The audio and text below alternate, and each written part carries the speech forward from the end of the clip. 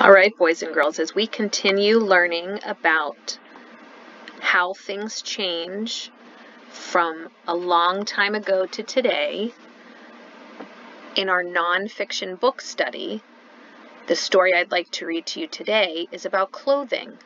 Clothing then and now. How have the clothes that people wear changed and look different from the past to the present? And this story was written by Nadia Higgins. She's the author. The author writes the words.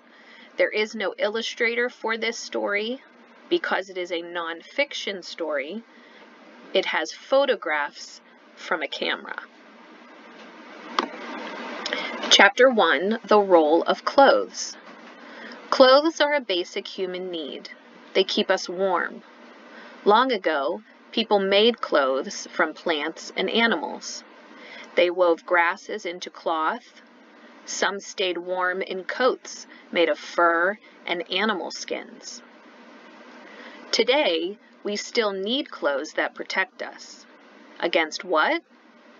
Sunshine, rain, cold temperatures. Clothes can be clues. They can tell us about the people who wore them. In the 1700s, wealthy American colonists wore fancy gowns and suits. Made of what? Fine silk and lace. These materials were expensive. They were signs of wealth. What do you think? What materials are your clothes made of? Check the labels. What do you think your clothes say about you? Do they say anything about where you live? How so? And sometimes the clothes can tell where someone lives by how warm the clothes keep you. If your clothes are long-sleeved or pants or thick coats and hats, then you would think someone lives in a place where it is cold.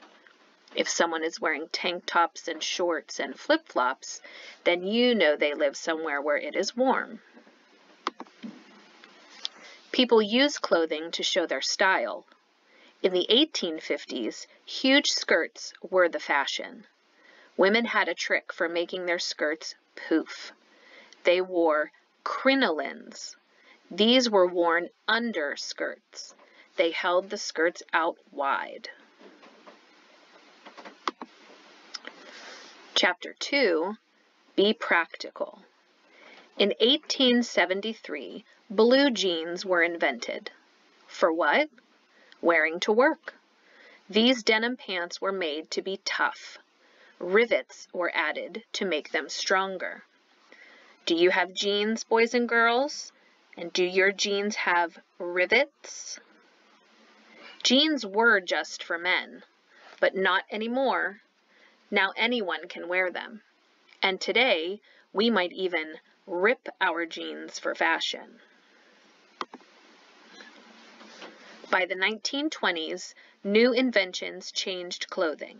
Sewing machines, zippers, new kinds of fabric. Clothes got more comfortable. Mass production made them more affordable.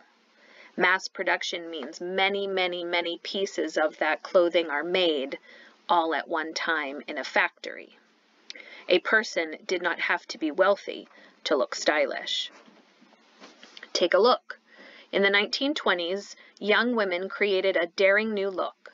These women were called flappers. Their style told the world that they were fun and free. And so these labels show you the headband. How many of you wear headbands? A lower neckline, long necklaces, a loose dress, shorter skirt that had some fringe. Imagine working or playing sports in a long dress. For years, women did exactly that. It was not acceptable for them to wear pants. That changed in the 1940s. Why? Men were gone fighting in World War II from 1939 to 1945. Women took over their factory jobs. They needed to wear pants to move easily at work. Did you know? At first, many women wore men's pants. As demand grew, pants were tailored to better fit women. Extra large pockets helped women hold tools on the job. Chapter 3, Trends Through Time. In the 1950s, teens began creating their own style.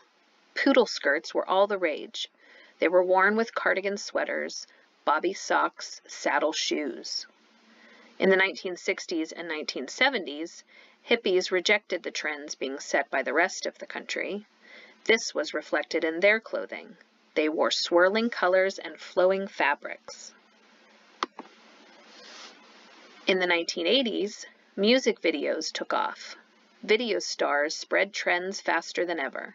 Leg warmers, large jackets, bright neon colors. All of these fads together created the look of the 1980s. What do you think? Funky, cool, preppy? These words can describe style. What is your style? How do you show it? In the past, people may have owned just one or two outfits. Today, we might have choices for every activity. Why?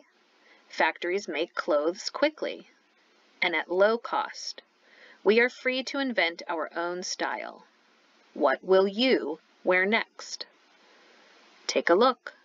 Different cultures are a strong part of America's history, including their clothing and fashion styles. Take a look at a few.